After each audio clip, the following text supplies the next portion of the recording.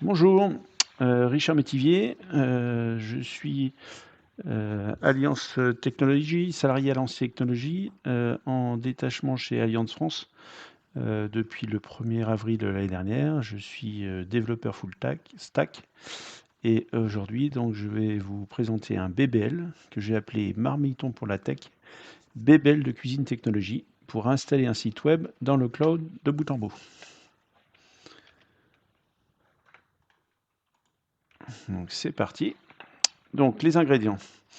Donc, il nous faut d'abord un site web, donc un site web qui est développé avec Angular pour le front, Spring Boot pour le back et une base MySQL. Côté stockage du code, donc là j'utilise Bitbucket, une URL et un serveur. Donc sur le serveur, donc on a Linux, Docker et Let's Encrypt pour la génération du certificat HTTPS. Les prérequis. Donc il faut acheter un nom de domaine. Il faut acheter un serveur dédié. Donc moi j'ai réservé une machine chez Contabo, donc c'est un hébergeur allemand qui propose des serveurs 8 Go pour un tarif très intéressant de 6 € par mois. Il faut après configurer le serveur, donc là un serveur Linux avec une distribution Ubuntu et Docker. Donc si je vous présente le site qu'on va déployer, donc c'est une page, c'est deux pages statiques avec une page dynamique qui utilise une base MySQL. Donc si je vous montre,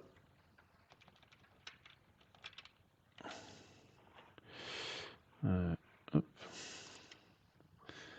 Donc port 4200, donc c'est ma machine de développement. Ici, donc la home page. Après, donc il y a une page architecture qui reprend simplement les éléments du site avec un lien sur Contabo si vous voulez, si vous êtes intéressé. Et donc là, on voit que pour 5 € par mois, 6 €, on a une machine avec 8 Go.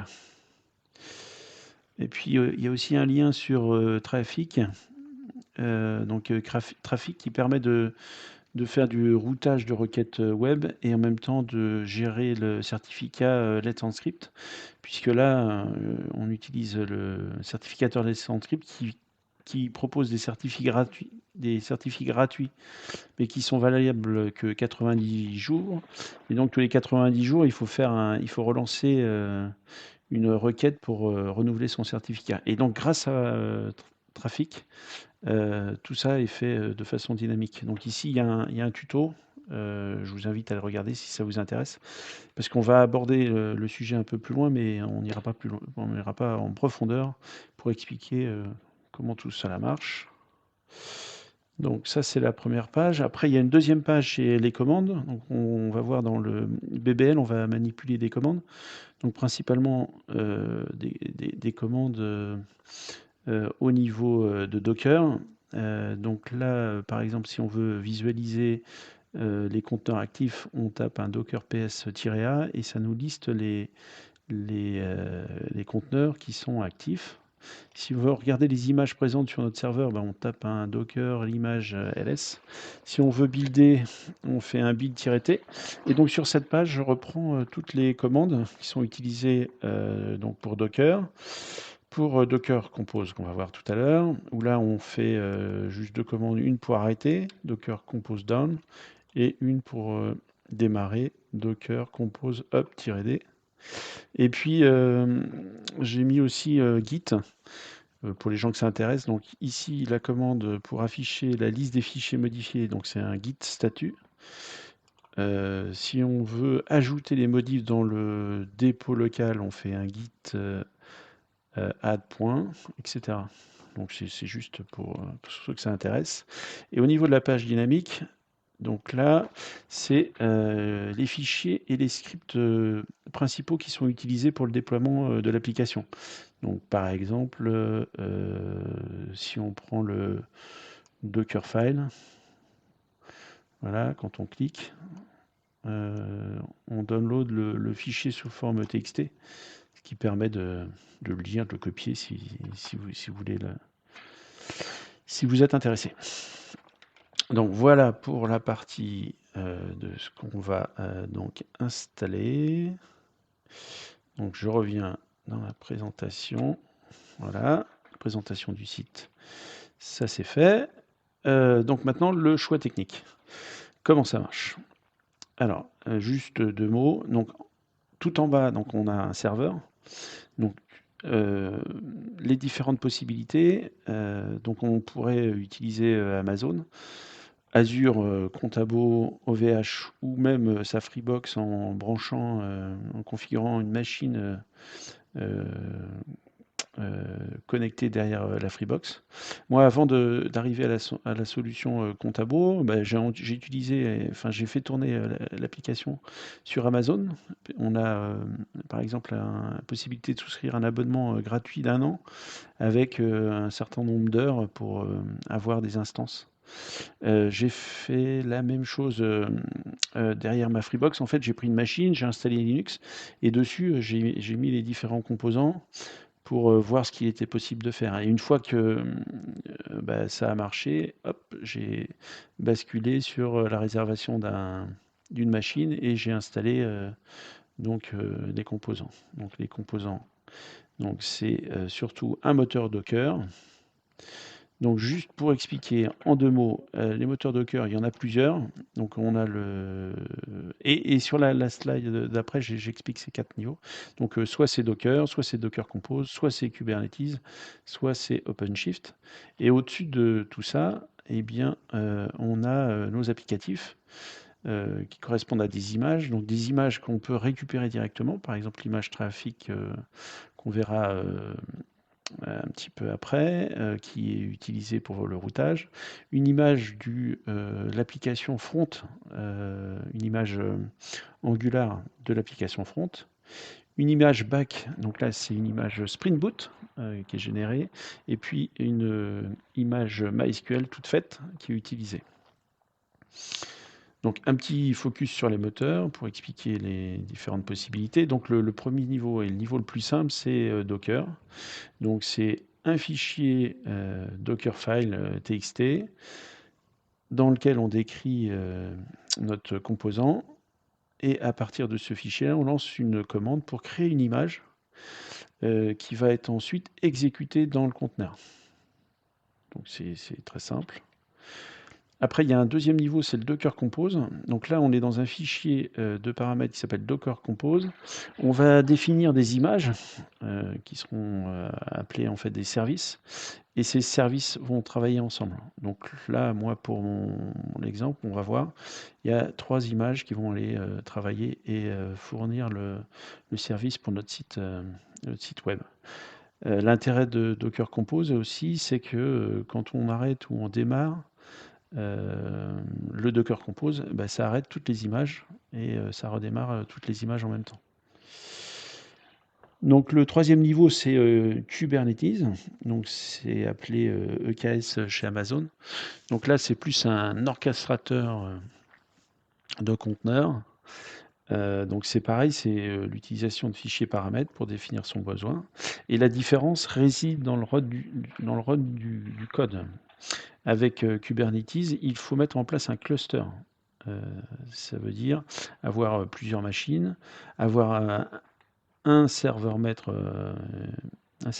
et un ou n serveurs esclaves. Donc ça garantit une plus grande disponibilité, mais ça nécessite au minima 2 serveurs. Docker Compose, lui, travaille qu'avec un seul serveur. Donc moi, dans l'exemple de mon site perso, un serveur, c'était suffisant. Et donc voilà pourquoi j'ai utilisé et j'utilise Docker Compose. Juste pour info, il existe un 4e niveau qui était très à la mode il y a quelques années, puis qui est en train de passer de mode. Donc ça s'appelle OpenShift. Donc c'est la solution payante de Red Hat. Donc c'est les mêmes caractéristiques que Kubernetes, avec des options supplémentaires, comme par exemple la scalabilité ascendante ou descendante dynamiquement en fonction du besoin. Voilà, donc je voulais vous parler, juste vous présenter ces concepts parce qu'après dans l'installation, on va revenir dessus et si on n'a pas compris, à minima ces différents niveaux, c'est compliqué de comprendre comment tout ça marche. Alors maintenant qu'on sait ce qu'on va installer, on sait comment ça marche, je vais vous présenter donc les étapes à faire sur le serveur. Alors la première, ça va être de récupérer le code depuis le dépôt central. La deuxième, ça va être de construire notre application front Angular. En troisième point, on va créer un fichier Dockerfile qui servira à créer l'image de l'application back.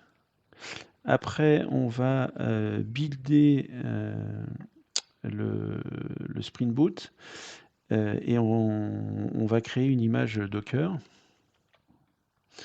En 5, on va créer notre fichier Docker Compose. En 6, donc on va configurer notre Docker Compose, donc c'est là où on aura le plus de travail à faire. En 7, on regardera juste la configuration du DNS, juste une navigation chez OVH pour montrer comment, à partir d'un nom de domaine, un sous-nom de domaine, on indique une IP où devront être routées les requêtes. En 8, on démarrera donc notre Docker Compose. Et en 9, on va tester notre site et on va faire une navigation sur notre site. Alors, étape 1, récupération du code. Donc, le site a été développé en local sur ma machine, donc j'ai un repos local dans projet Doc Richard. J'ai souscrit auprès de... Enfin, je me suis inscrit plutôt auprès de Bitbucket pour avoir un repos distant. Donc Bitbucket, jusqu'à 5 licences, c'est gratuit. Donc dans mon cas, ça passait tranquillement. Et donc après, j'ai fait un push de mon code sur le Bitbucket. Et côté serveur, donc j'ai aussi créé un repos local que là, j'ai mis dans appli projet Doc Richard. Et là, je fais un pull. Donc pour faire tout ça, pour faire le pull, j'ai aussi écrit un script pour automatiser le process plutôt que de taper les commandes. Donc si je vous montre sur le serveur, donc on va aller sur une connexion PuTTY du serveur Contabo. Je vais rechercher la commande git pull. Il n'a pas trouvé. Bon, donc je vais y aller. Appli.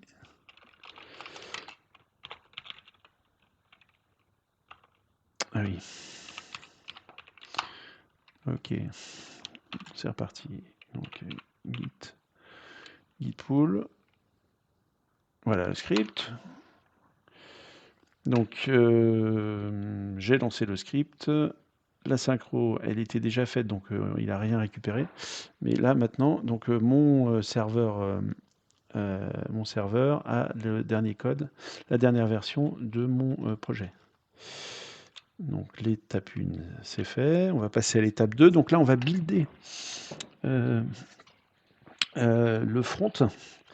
Donc là, c'est pareil, un petit script qui permet d'automatiser le lancement de cette opération. Donc là, le script, il se trouve dans le repos du serveur Doc Richard. Et là, j'ai fait un répertoire serveur Linux Contabo dans lequel j'ai mis un Docker Compose et le projet. Donc si on lance, donc je vais vous montrer, donc dans appli projet Doc Richard le repos, donc le serveur Contabo, là il y a un répertoire Docker Compose et il y a un BBL. Hop. Donc le script s'appelle BBL front. Donc voilà, je lance le script et après je vous explique ce qu'il y a dedans. Donc c'est le script le plus long qu'on ait. Donc on initialise les paramètres et après on lance la construction de l'application. Donc on va attendre la construction. Voilà, donc une fois que c'est créé, c'est exécuté. Donc on voit que la commande nous a créé les JS et la CSS pour le projet. Donc pour expliquer le script, donc on a simplement donc au départ l'initialisation du paramètre pour dire où se trouvait le projet. Après, on fait un CD pour aller dans le répertoire du projet. Là, c'est du commentaire. Et après, on lance la commande donc ngbuild en spécifiant la configuration pour dire qu'on était en production. Et donc, quand on lance cette commande, on se retrouve avec un message qui nous dit que tout ça, ça a été créé.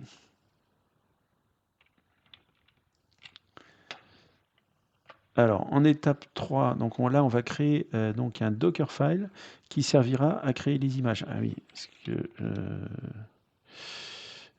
je peux rappeler, c'est qu'au niveau de l'application, donc tous les scripts sont marqués. Donc, par exemple, le script bbl font build. Si je clique ici, hop, voilà, on a accès. On a accès à ce que je vous ai montré juste avant.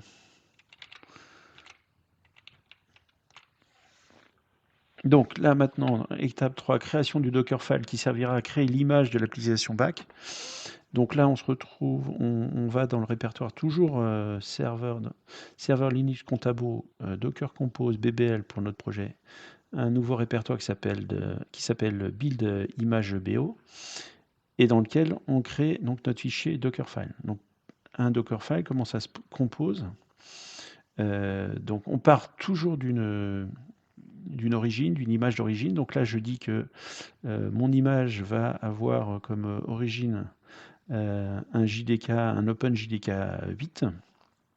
Après, je définis un paramètre d'exposition à mon image. Ça veut dire que pour exécuter, mon image va être en écoute, va exposer le port 80 et va écouter toutes les entrées pour servir les requêtes. Après, je définis un paramètre. Je définis un paramètre donc, qui correspond au nom du fichier jar que je vais vouloir mettre dans mon image. Donc là, j'ai mis une variable parce que c'est plus facile si je veux ou si je veux changer de version. Donc là, on change ici. Et après, donc l'instruction d'après, on va ajouter donc ce jar, donc cette variable-là, dans l'image. Mais là, cette fois-ci, le jar aura pour nom app_jar. Et en dernier lieu, donc dans le Docker Compose, on a un entry point qui correspond à la commande qui va être exécutée quand le Docker, quand l'image Docker va être lancée. Donc là, on va lancer une commande Java en disant que on va utiliser donc un jar, donc une archive Java, que l'archive Java s'appelle app_jar et que le paramètre et le profil utilisé, plus exactement, et bien là, ce sera prod. Donc voilà pour la création de l'image. En point 4, donc là, on va faire le build du back. Donc en fait, on va créer le jar du back et on va créer l'image Docker. Donc là aussi, j'ai mis en place un script. Donc différentes étapes. Donc la première chose, ça va être le build du jar de l'application back. Donc comme précédemment, on se positionne avec une variable qui reprend le nom du répertoire du projet. Donc là, on est dans projet Doc Richard, projet BBL back. On se positionne dedans. Et là, on lance la commande maven mvn clean install, donc pour générer le jar. En précisant qu'on bypass les tests. Donc cette commande-là va nous créer un jar. Ce qu'on va faire après, c'est copier ce jar qui est créé pour le mettre dans notre répertoire build image BO dans lequel on avait précédemment mis notre fichier Dockerfile. Donc ici, on lance la commande. Et après, on va aller construire notre image. Donc à nouveau, on redéfinit le nom du projet. Donc là, maintenant, on est au niveau du build de l'image BO. Donc si je vous montre ici, Donc là, si on fait un ls, on voit qu'il y a, bon, je peux le faire comme ça, ls, on voit qu'il y a un répertoire qui s'appelle ImageBO. Voilà, et là, si je fais un ls, et là on voit dedans qu'on a bien le jar de notre bac et le fichier Dockerfile pour créer l'image. Donc maintenant qu'on est là, on est bien dans notre répertoire. Là on définit le nom de notre image. Donc nous on va l'appeler BBL back 2.1.0, ça veut dire qu'on sera en version 1.0. Et on lance la commande docker build-t. Et là, on utilise donc le paramètre de l'image qu'on a défini ici. Donc là, c'est pareil, c'est pour, si je veux changer le nom, la version, c'est plus simple de gérer au niveau du paramètre. Et on n'oublie pas de mettre le point.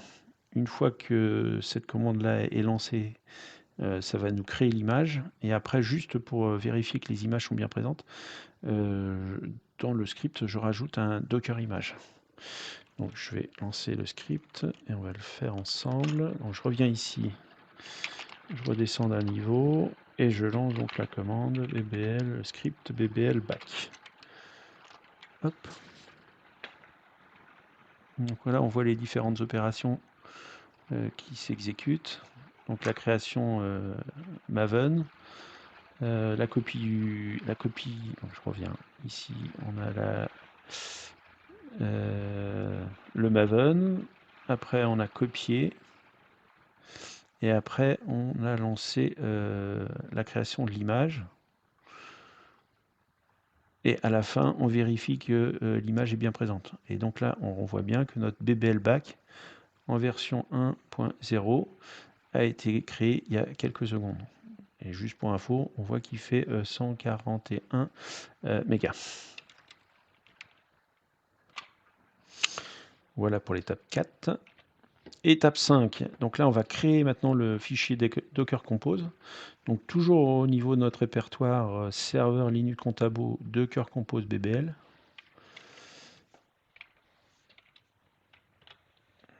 Et après on va aller le configurer. Donc là encore, le fichier est présent dans l'application. Voilà, et maintenant on va expliquer ce qu'il contient. Donc version 3, donc ça c'est un élément obligatoire du Docker Compose, on met la version, et après donc on définit les services. Donc nous on va voir 3 services. Donc le premier service ça va être MySQL. Donc quand on définit un service, la première chose c'est de dire quelle est l'image qu'on utilise. Donc là on utilise une image déjà existante, donc c'est MySQL en version 5.5. Là, je définis le nom du conteneur, donc BBL MySQL. Donc c'est plus simple après si on veut regarder les conteneurs qui tournent.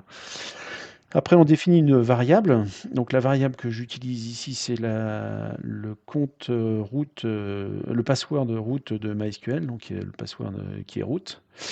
Et après, on définit le volume. Donc là, le volume, ça, c'est quelque chose de très important. Et donc, pour expliquer comment ça marche, c'est juste que une image MySQL, elle existe avec à l'intérieur, elle possède un répertoire qui s'appelle varlib MySQL, dans lequel sont stockés tous les éléments de la base de données. Donc si on crée une table, si on ajoute des enregistrements, tous ces éléments-là sont mis physiquement dans ce répertoire-là. Le truc, c'est que l'image, elle va être démarrée dans le conteneur, elle va avoir une vie dans le conteneur, mais quand on va arrêter le conteneur, bah, cette image-là va disparaître. Et donc, si on redémarre notre conteneur, bah, le contenu de ce répertoire-là va être vide. Donc, pour pallier ce problème-là, ce qu'on fait, c'est qu'on dit que ce répertoire-là, c'est que l'utilisation de ce répertoire-là va être référencé vers un volume qui, lui, existe physiquement sur le serveur. Et là, le répertoire qui existe, c'est appli projet MySQL-data. C'est sur ma machine. Moi, j'ai créé un répertoire. Je peux vous montrer. Donc, sur la machine, si on fait un ls hop, ça va pas aller comme ça, ls appli projet, paf. Ici, on voit qu'on a notre projet MySQL, donc qui contient les données de MySQL. Ok, de la même façon, tout à l'heure on verra qu'il y a un fichier log, et puis après, puis voilà. Donc ça, la notion de volume, c'est très important en fait. Et donc là, on dit simplement que quand MySQL veut utiliser ce répertoire-là, il va aller pointer vers ce répertoire qui existe au niveau du serveur. Donc l'autre paramètre, donc c'est le port. Donc ça va être le port d'écoute du conteneur. Donc là, il va écouter sur le port 3306, c'est le port standard de MySQL. Et puis on dit que ce service-là est disponible sur le réseau que j'ai appelé web, qui est en fait le réseau qui va servir à ce Docker Compose. En deuxième lieu, on aura un deuxième service. Donc lui, ça, ce sera le service BBL Back. Donc là, il y a une image qui est BBL Back en version 1.0. Donc c'est celle qu'on a créée juste avant. Donc ça, c'est notre propre image, c'est l'image qu'on a créée. Un nom, je définis un nom. Et de la même façon, j'utilise un volume. Quand dans cette image-là, je vais sur appli projet, bah, ça va sur appli projet. Un port d'écoute, un réseau. Et puis, un autre élément qui est très important, c'est label. Et donc, en fait, le label va être utilisé pour pouvoir mettre des informations au niveau du conteneur, et ces informations pourront être reprises et réutilisées par d'autres. Là, en l'occurrence, c'est le conteneur trafic qui, lui, va scanner les conteneurs et récupérer les informations pour après pouvoir faire du routage de requêtes. Et donc, en fait, le conteneur trafic écoute toutes les entrées qui arrivent sur le serveur. Et s'il y en a une qui est sur bbl.elearnchess.com, donc ça, c'est le nom du site qu'on va publier tout à l'heure, qui marchera tout à l'heure. Donc elearnchess.com, en fait, ça correspond à mon site perso d'apprentissage sur les échecs. Et donc j'ai créé un sous-domaine BBL pour pouvoir vous montrer comment ça peut marcher. Donc toutes les requêtes qui arrivent en BBL, elearnchess.com et qui sont préfixées /rest iront sur le service qui s'appelle BBL Back. Et en même temps, je lui dis simplement que la route HTTP, elle doit être sécurisée et elle doit avoir un certificat HTTPS. Et le simple fait de rajouter cette ligne ici va automatiquement gérer pour nous le HTTPS sans qu'on ait rien à faire. Vraiment un truc incroyable. Je crois que Trafic, c'est des Français à Lyon qui ont créé ça. Chapeau à eux. Et puis dernier point, on va lier ce service avec notre service MySQL. Voilà. Le troisième service de notre Docker Compose. Donc là, ça va être le front.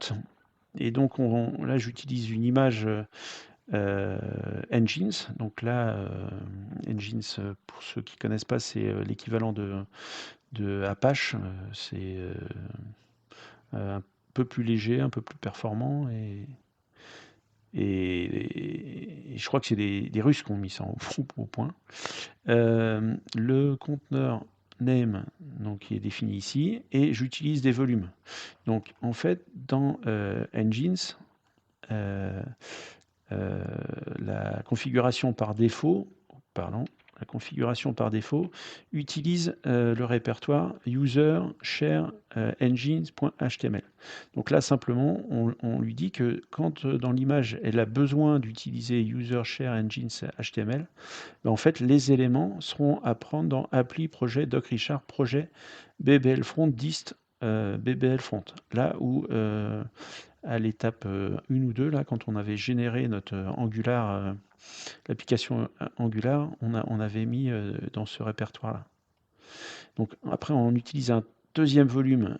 Là, c'est juste pour dire que le fichier de conf utilisé par Engines, il n'est pas pris de l'image principale, mais il est contenu dans le répertoire de mon serveur.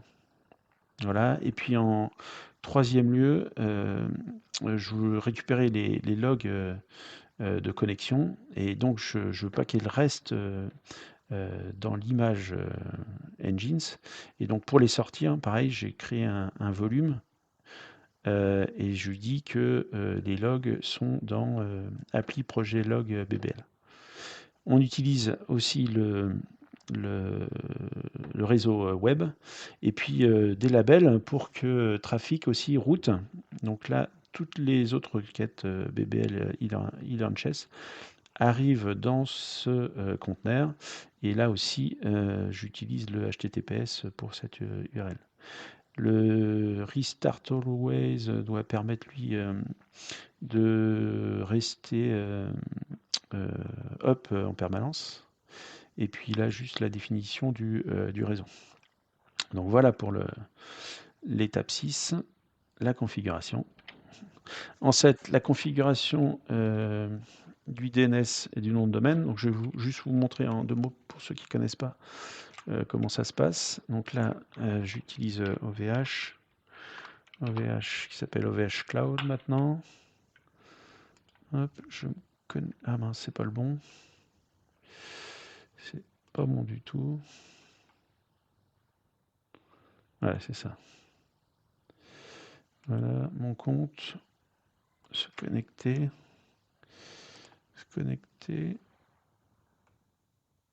Alors, le SMS. Hop. Je prends mon téléphone. Donc c'est le code 68 95 45. Je valide. Voilà. Donc là, on est connecté chez OVH. OVH, et donc sur Ilanches, juste pour vous montrer, au niveau du DNS. Voilà, zone DNS.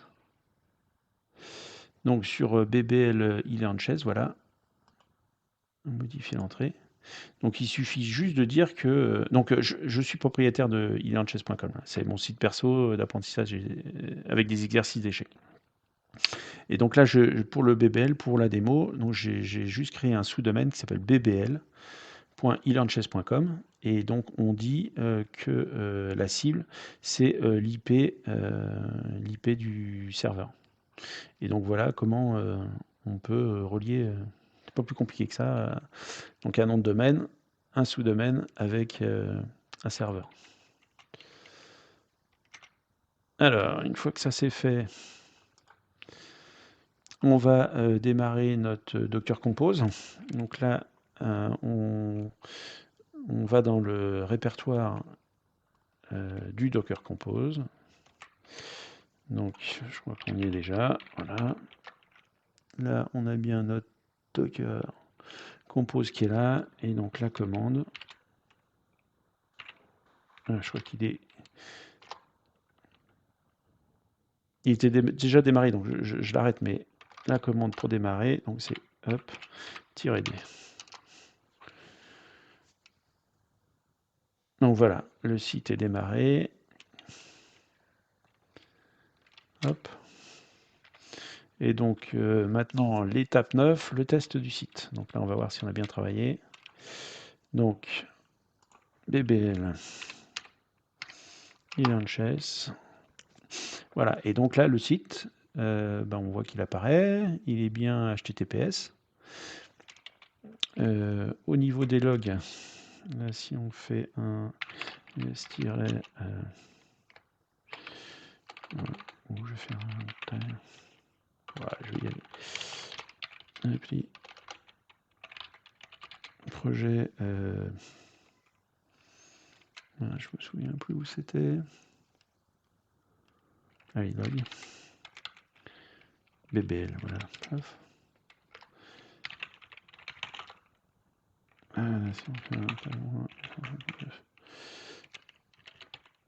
Access. Ouais.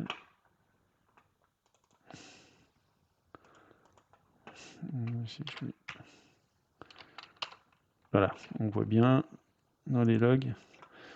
On voit bien les logs s'alimenter. L'access.log s'alimente. Et est-ce que j'avais mis... Non, je n'avais pas mis Catalina. Ok, bon, c'est pas grave.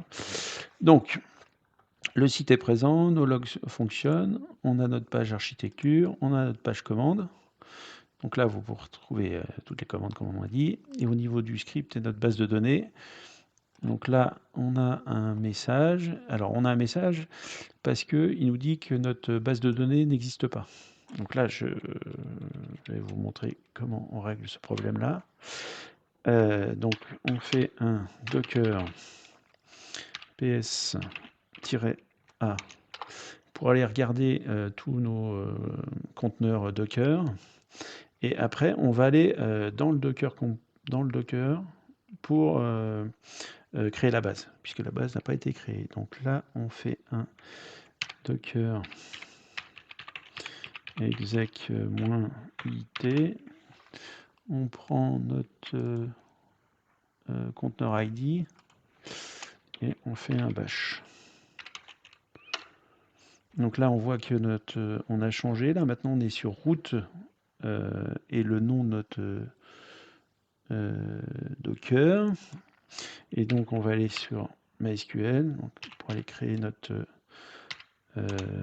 schéma. Donc, MySQL-u route-p route. Donc là, maintenant, je suis dans MySQL. Le message qu'on avait, c'était la database qui n'existait pas. Donc la database, elle s'appelle BetGuild. Donc je vais la créer.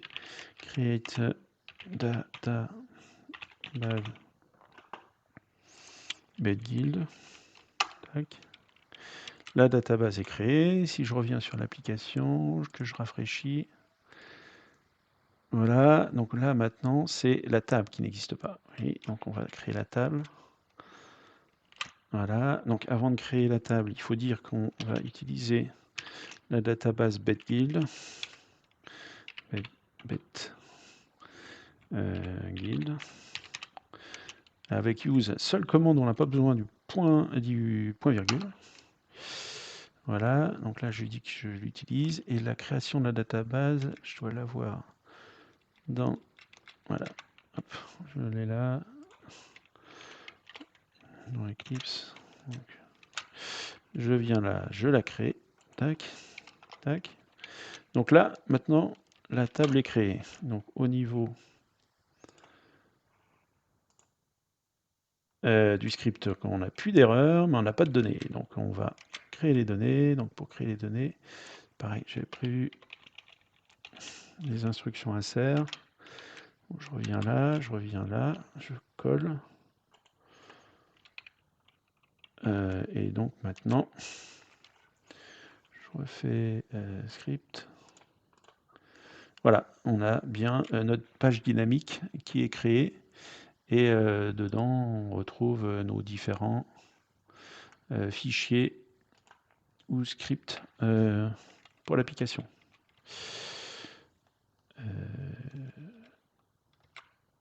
Donc le test est OK.